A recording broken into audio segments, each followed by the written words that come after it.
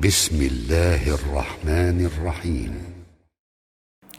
Bismillahirrahmanirrahim. Assalamualaikum warahmatullahi wabarakatuh. Alhamdulillahi rabbil alamin. Nahmaduhu wa nasta'inuhu wa nastaghfiruh. Wa na'udzu billahi min syururi anfusina wa min sayyiati a'malina. May yahdihillahu fala mudhillalah wa may yudlilhu fala hadiyalah.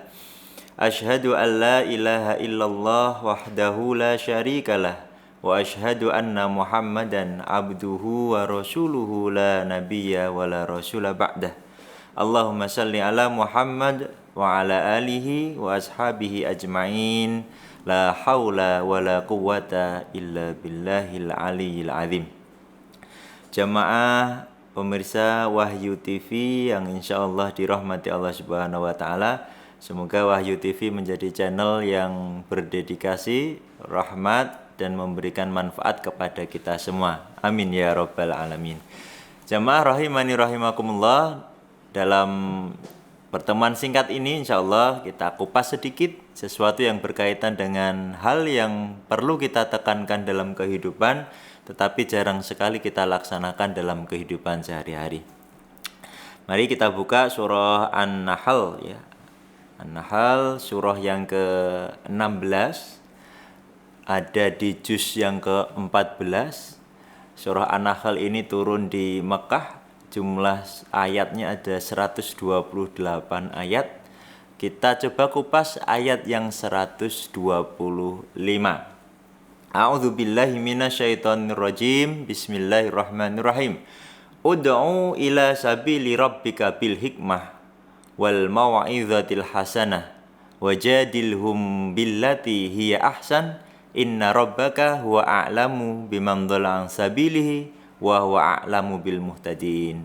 Jamaah pemirsa pendengar yang insyaallah dirahmati Allah Subhanahu wa taala, satu ayat singkat tapi memberikan banyak makna. Bahwasanya kita diberi amanah oleh Allah untuk menyerukan kebenaran dan kebaikan dalam wujud dakwah. Kalau kita tahu satu ayat saja, balighu anni walau ayah, sampaikanlah. Jadi kita tahu cara mandi yang bagus sesuai sunnah Rasul, ya kita dakwahkan. Kalau kita tahu ternyata kalau masuk kamar mandi itu ada doanya, ya kita kabarkan. Terutama siapa? Keluarga kita juga. Ku anfusakum wa ahlikum naro. Jadi kalau bapak-bapak, ibu-ibu, adik, kakak, semuanya itu paham agama, jangan pahamnya itu diambil sendiri. Tetapi wajib kita kabarkan ke paling dekat keluarga kita. Ku anfusakum, kata Allah, jagalah dirimu dan keluargamu wa ahlikum naro, dari siksaan api neraka. Nah, jadi kalau sudah bisa sholat, ya keluarga diajak sholat.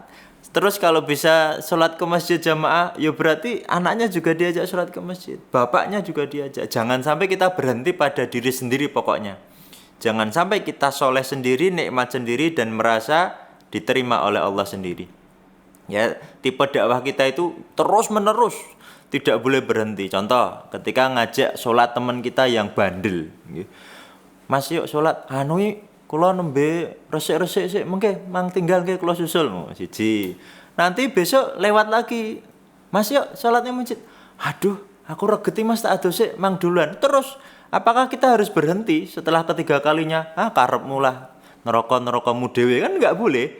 Kita harus terus menerus. Sampai kapan batasnya? Sampai Allah Subhanahu wa taala memberikan hidayah kepada beliau, kepada yang kita dakwahi, ya. Jadi singkat cerita, kalau kita sudah terus menerus ngajak kebaikan, walaupun sekedar yuk sholat jamaah ke masjid, besok muter lagi, Pak yuk sholat jamaah ke masjid, tapi sing diajak alasan terus, ame jagongi kok salat ning omah, wah iki lagi enek tamu. Sampai suatu ketika yang kita ajak itu sholat di shaf yang paling depan saat kita sholatkan. Artinya apa? Saat itulah kita berhenti dakwah kepada mereka. Nah, jangan sekali yuk sholat, ora sudi kowe sapa, terus kita patah semangat. Wah, ya wis karepmu. Tidak. Kita terus menerus, tidak ada batasan, karena itu tugas kita sebagai umat muslim. Nah, kembali ke ayat yang An-Nahl tadi. Ud'u ila sabili rabbik. Jadi kita disuruh Allah untuk dakwah, menyeru kebaikan ke jalan Allah Subhanahu wa taala. Ud'u ila sabili rabbika bil hikmah. Syaratnya apa? Dengan cara yang baik. Jangan sampai kita ngajak itu isinya guru medani tok, apalagi dengan teman-teman yang mau belajar Islam kepada kita. Pripun carane salat nggih? Harus tepat waktu lho.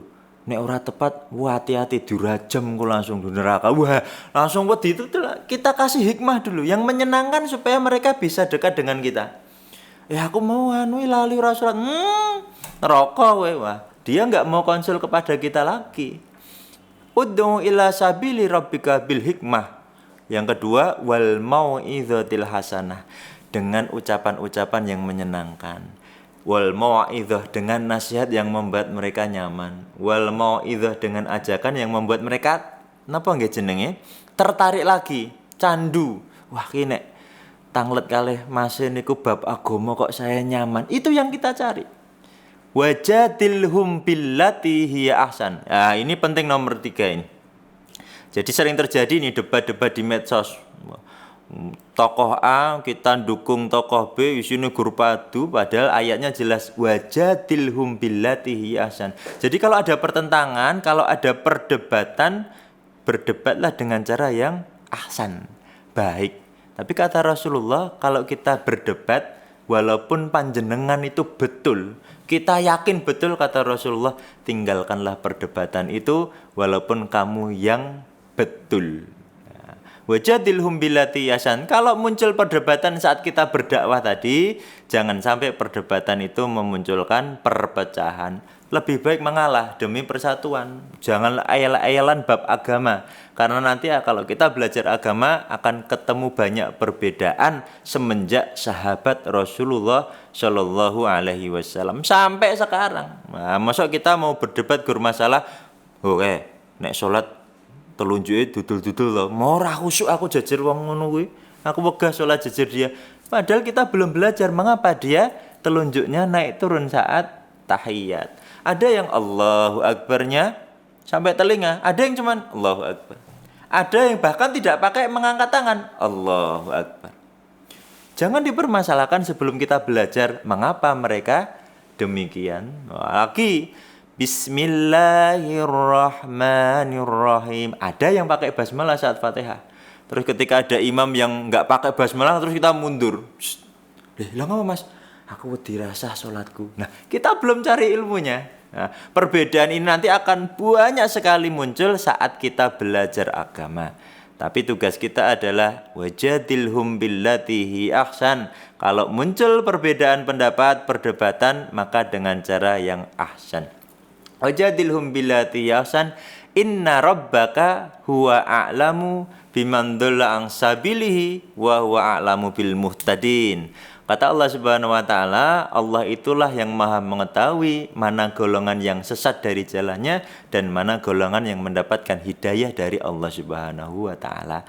Jangan sampai kita itu kalau ngajak kebaikan itu pakai mengancam yang menakutkan, apalagi bab hidayah. Jangan sampai awas lho kowe nek ora ngaji bahaya tenan. Dosa, neraka lho. Ini betul, sebetulnya ya betul. Cuman tidak pantas menjadi metode dakwah kita kepada teman-teman kita yang mau belajar kepada kita, terutama ngaji ya. Karena yang mempunyai hak untuk memberikan hidayah itu Allah Subhanahu wa taala. Jamaah yang insyaallah dirahmati Allah, seperti hadirnya Umar Ibn Khattab masuk ke dalam Islam itu sebuah anugerah yang besar. Ya, bahkan sahabat Nabi pernah ngomong, ini kalau Umar Khattab itu bisa masuk Islam berarti onto ku iso nganggo klambi, bahasanya gitu. Karena hal yang tidak mungkin. Umar itu bisa masuk, enggak mungkin, ora mungkin. Umar itu kalau dengar kata Islam itu pedangnya itu langsung dimunculkan. Sehingga bahkan sahabat-sahabat yang masuk Islam awal-awal bersama Rasulullah itu mengatakan, ora mungkin Umar bin Khattab itu masuk Islam. Ternyata doanya Rasulullah sallallahu alaihi wasallam yang dipanjatkan pada Allah, ya Allah, jadikanlah satu Umar dari dua Umar di Mekah ini menjadi pembela Islam. Masuklah Umar Ibn Khattab. Nanti suatu saat kita akan berkisah bersama-sama tentang masuknya Umar Ibnul Khattab yang sangat dahsyat sekali menggetarkan bagi orang-orang yang mau belajar agamanya Allah Subhanahu wa ta'ala. Mungkin untuk mukaddimah ini cukup sekian. Yang penting jamaah sekalian yang insyaallah dirahmati Allah, istiqomah. Kalau melakukan sesuatu, bismillah dulu. Apapun itu bismillah. Karena Allah akan beri hidayah itu tidak kita ketahui kapan datangnya. Siapa tahu sebelum kita dipanggil oleh Allah Subhanahu wa ta'ala, Allah mudahkan urusan dunia kita dan Allah mudahkan urusan akhirat kita, sehingga nanti ketika dipanggil Allah kita ditutup dalam keadaan yang sempurna, yaitu husnul khotimah. Amin ya rabbal alamin. Barakallahu fikum, semoga bermanfaat. Wassalamualaikum warahmatullahi wabarakatuh.